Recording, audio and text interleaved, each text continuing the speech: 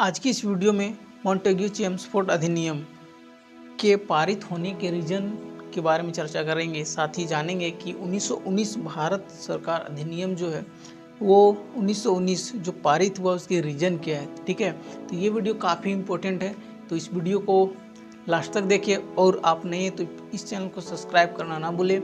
साथ ही अगर ये वीडियो आपको अच्छा लगता है तो लाइक करें और अपने दोस्तों के साथ शेयर करें। साथ ही इंस्टाग्राम में आप फॉलो नहीं किए तो वहाँ पर जाकर आप फॉलो कर सकते हैं, जिससे आपको डायरेक्ट बात करने का मौका मिलेगा। तो चलिए ये वीडियो को शुरू करते हैं। जैसा कि आपको मालूम है कि पिछले वीडियो में हमने 1919 का जो मार्ले मिंटो सुधार है उसके बारे में चर्चा किया था। तो उसके बाद बहुत सारी ऐसे नियम आए जिसके कारण लोगों के साथ भेदभाव किया गया, लोगों के जीवन के साथ खिलवाड़ किया गया। तो ऐसे में ब्रिटिश सरकार भारतीय लोगों के साथ कुछ ना कुछ ऐसा गलतियां करते गई, जिसके कारण जो ब्रिटिश सरकार है उनको ऐसे गवर्नर जनरल भेजने का मौका मिला कि वहां जाकर भारत के लोगों के साथ दुर्व्यवहार न हो, लेकिन फिर भी कुछ ना कुछ होता ही जाता था। तो आइए जानते हैं कि आखिर वो क्या कारण था। तो फर्स्ट कारण है मार्ले मिंटो सुधार से असंतोष। 1909 ईस्वी का जो मार्ले मिंटो सुधार है वो भारतीयों को संतुष्ट करने में असफल सिद्ध हुआ। अब असफल क्यों सिद्ध हुआ? क्योंकि वह दोष युक्त था, अपर्याप्त था और अर्धमार्गी था। अर्धमार्गी यानी क्या? तो एक मार्ग का क्या काम है? तो वो मंजिल तक पहुंचाना। अब अर्धमार्ग क्या? तो आधा ले जाकर आधा में छोड़ देना। ऐसा ही भारतीय लोगों के साथ होता था। भारतवासी पूर्ण स्वराज की मांग कर रहे थे। जो भारत के लोग हैं वो पूर्ण स्वराज की मांग करना चाहते थे और कर रहे थे, किंतु 1909 ईस्वी के अधिनियम ने उसे निराश कर दिया। एक्चुअल में क्या हुआ कि जो भारत के लोग हैं उनको आज़ादी चाहिए, पूर्ण स्वराज चाहिए, बट क्या है तो 1909 का जो अधिनियम आया जिसके कारण उन लोगों को निराशा मिली। इसने भारतीय राजनीति में सांप्रदायिकता का बीज बोया है, यानी कि जो भारत की राजनीति है उसमें सांप्रदायिकता का जो बीजारोपण है यानी जहर है वो उगलाया। यानी क्या? तो एक दूसरे के साथ भेदभाव खड़ा करना, हिंदू मुस्लिम करना, यही सांप्रदायिकता को जन्म दिया। लॉर्ड मार्ले क्या है तो किसी भी हद तक यानी किसी भी कीमत में संसदीय सरकार भारत में नहीं लाना चाहती। संसदीय सरकार यानी क्या? तो लोगों द्वारा चुनी गई सरकार वो नहीं लाना चाहते थे।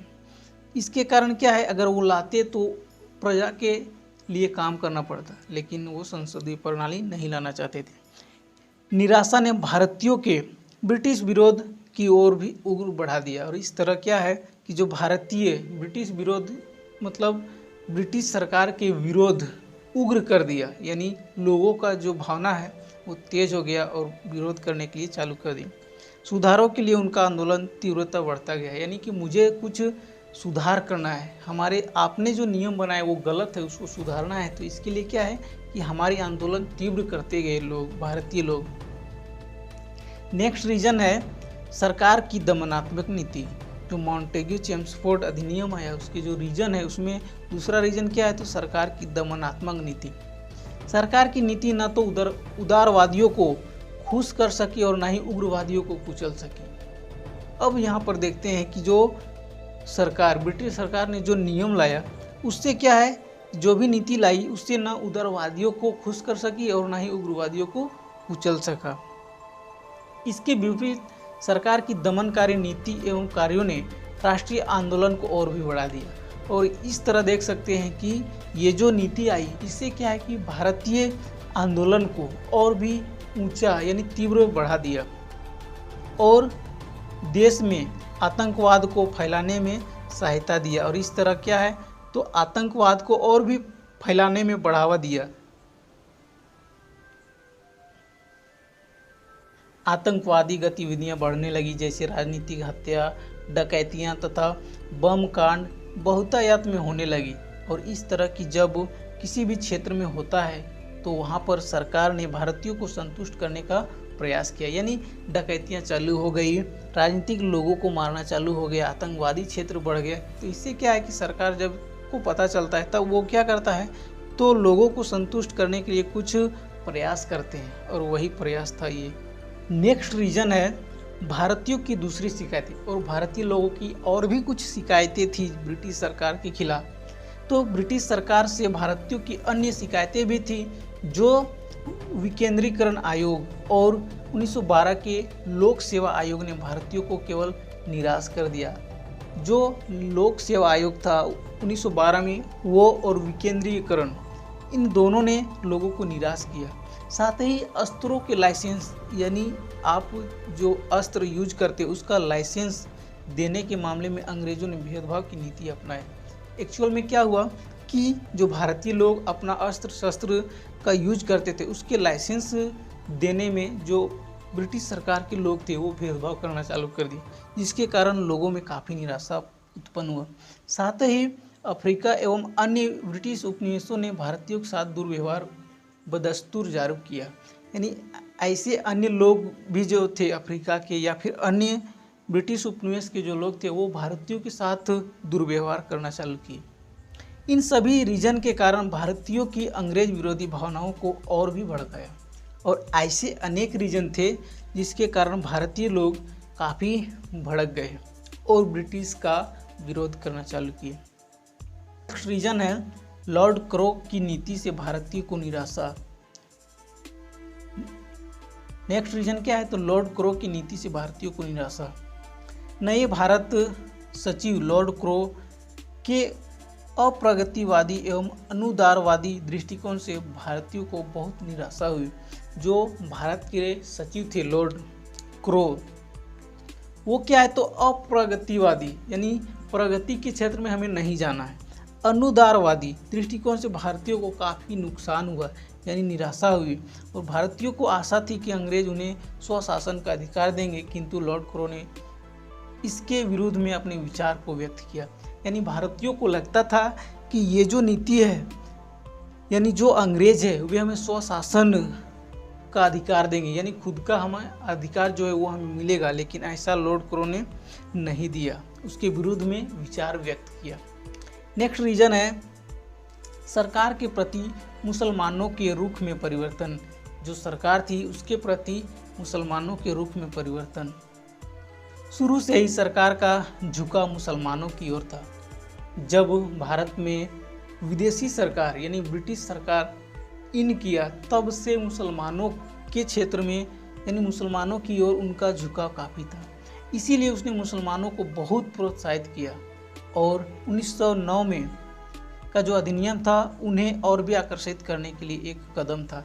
एक्चुअल में देखें तो जो ब्रिटिश सरकार है वो क्या है, तो मुसलमानों को काफ़ी प्रोत्साहन देती थी और 1909 में भी मुसलमानों को काफ़ी प्रोत्साहन दिया, जिसके कारण वो एक ऐसा मोड़ था जिसमें उन लोगों को एक मतदान यानी कहे तो उनको सांप्रदायिकता के हिसाब से अधिकार दिया।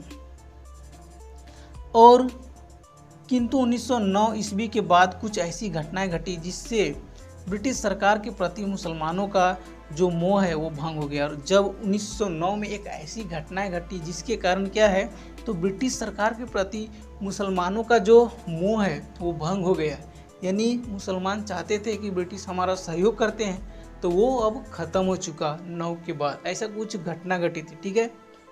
और अंतर्राष्ट्रीय जगत में अंग्रेज़ों की तुर्की विरोधी नीति एवं कुछ राष्ट्रीय मुसलमानों के प्रयास से मुसलमान अंग्रेज़ों के विमुख हुए और इस तरह कुछ तुर्की लोगों के साथ में ऐसा संगठन हुआ, कुछ नीति आई जिससे क्या है कि अंग्रेज उनके प्रति विमुख हुए और उनमें अलीगढ़ आंदोलन का प्रभाव कम हुआ और राष्ट्रीयता का संचार हुआ। मुस्लिम लीग कांग्रेस के करीब आई और इस तरह जो मुस्लिम लीग है, यहाँ पर एक मोस्ट इम्पोर्टेंट क्वेश्चन बनता है कि मुस्लिम लीग की स्थापना आखिर कब हुई, तो ये काफ़ी इम्पोर्टेंट है। जो 1906 ईस्वी को हुई थी, मुस्लिम लीग की स्थापना 1906 ईस्वी को हुई। और इस तरह जब मुस्लिम लीग की स्थापना होती है और कांग्रेस जब करीब में आती है, तब परिणाम स्वरूप दोनों में लखनऊ समझौता होती है। कांग्रेस और मुस्लिम लीग के साथ दोनों में लखनऊ समझौता होती है। अब यहाँ पर आता है कि लखनऊ समझौता कब हुई, ये काफ़ी इम्पोर्टेंट है, ये ऑब्जेक्टिव क्वेश्चन में भी आ सकता है, ठीक है। तो लखनऊ समझौता 1916 ईस्वी में हुई, ठीक है। और पूछ सकता है कि ये किसके किसके बीच हुई, तो ये मुस्लिम लीग और कांग्रेस के बीच हुई थी, ठीक है। और इसके द्वारा दोनों संस्थाओं ने व्यवस्थापिका सभा में सुधार और प्रांतीय स्वायत्तता की मांग की। नेक्स्ट रीजन है प्रथम महायुद्ध यानी प्रथम विश्व युद्ध का प्रभाव। 1914 ईस्वी में जो प्रथम विश्व युद्ध है वो चालू हो गया था। तो जब प्रथम विश्व युद्ध प्रारंभ हुआ तो अंग्रेजों ने भारतीयों का सहयोग एवं समर्थन प्राप्त करने के लिए अनेक वादे किए। यानी वो जो अंग्रेज है वो चाह रहे थे कि भारत का जो लोग है वो हमें सपोर्ट करे, और इसके लिए क्या है वो अनेक नीति अपनाया, अपने वादे देना चालू किया कि अगर आप मेरा सपोर्ट करोगे तो आपके जो देश है उसको कुछ नया कर देंगे, कुछ ग्रो कर देंगे, तो कुछ ये कर देंगे, ऐसा कुछ वादा दिया और लंबी लंबी घोषणाएं की। और ब्रिटिश प्रधानमंत्री ने घोषणा की कि भविष्य में भारत के प्रश्न को नए दृष्टिकोण से देखा जाएगा। ऐसा वहाँ के जो प्रधानमंत्री थे, ब्रिटिश प्रधानमंत्री, उन्होंने घोषणा किया कि भारत को नए दृष्टिकोण से देखा जाएगा। और लॉर्ड जॉर्ज ने यह भी घोषणा की कि सभी राष्ट्रों को अपना अपना भाग्य निर्णय करने का अधिकार होगा। और इस तरह जो लॉर्ड जॉर्ज थी उन्होंने कहा कि सभी राष्ट्रों को कुछ नया करने का निर्णय दिया जाएगा, अधिकार दिया जाएगा।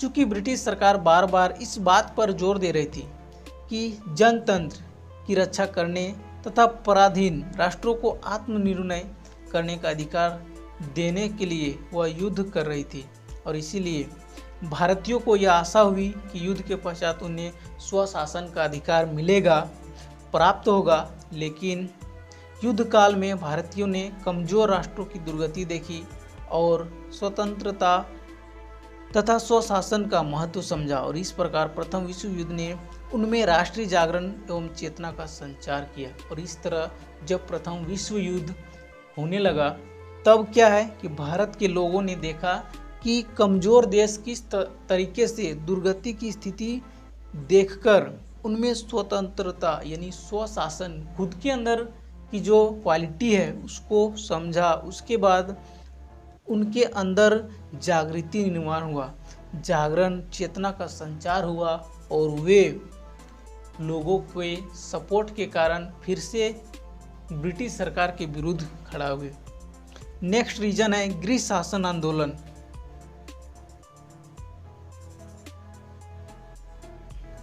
गृह शासन का आंदोलन, किंतु अंग्रेजों ने आश्वासन एवं घोषणाएं झूठी सिद्ध हुई। उन्होंने भारतीयों को युद्ध के पश्चात कुछ भी नहीं दिया।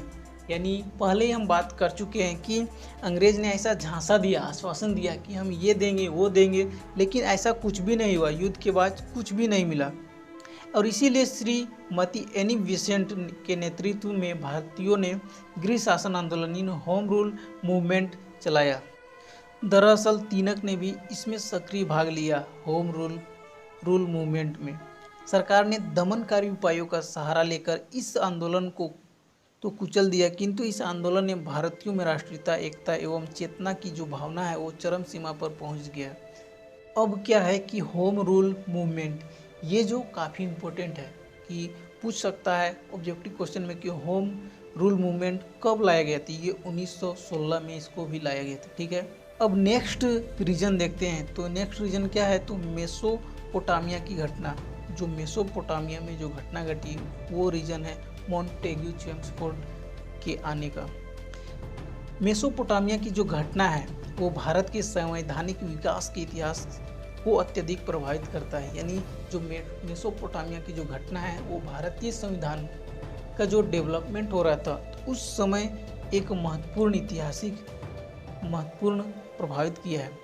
तुर्की के विरुद्ध कार्यवाही करने में भारत की ब्रिटिश सरकार की असफलता पर प्रकाश डालते हुए मेसोपोटामिया कमीशन ने भारत में राजनीतिक सुधारों की मांग की और भारतीयों को पूर्ण स्वशासन देने की सिफारिश ली। और इस तरह कह सकते हैं कि तुर्की के विरुद्ध जो कार्यवाही हुई और उनमें क्या है तो ब्रिटिश सरकार की जो असफलता की जो प्रकाश है वो डालते हुए मेसोपोटामिया कमीशन ने भारतीय राजनीतिक क्षेत्र में सुधार की मांग की। और लॉर्ड मॉन्टेग्यू ने भी भारत के वर्तमान शासन यंत्र को पुराना एवं जटिल बताया तथा इनमें सुधार करने की आवश्यकता पर जोर दिया। और इस तरह कह सकते हैं कि जब ब्रिटिश सरकार के गवर्नर को भी पता चला कि ये भारत में जो नियम शासन जो है वो काफ़ी पुराना है, शासन यंत्र बहुत पुराना है, जटिल है, तो इनमें सुधार होना चाहिए। और इसी के कारण मॉन्टेग्यू चेम्सफोर्ड ने एक भारत सरकार अधिनियम लाया 1919। उसी के नाम को हम मॉन्टेग्यू चेम्सफोर्ड सुधार कहते हैं। बस यही रीज़न है। तो ये वीडियो काफ़ी इम्पोर्टेंट है। ये वीडियो आपको अच्छा लगा हो तो लाइक करें, साथ ही अपने दोस्तों के साथ शेयर करें और इस चैनल को सब्सक्राइब करना ना भूलें। तो आज के लिए इतना ही, फिर मिलते हैं अगले वीडियो में। तब तक के लिए धन्यवाद। जय हिंद।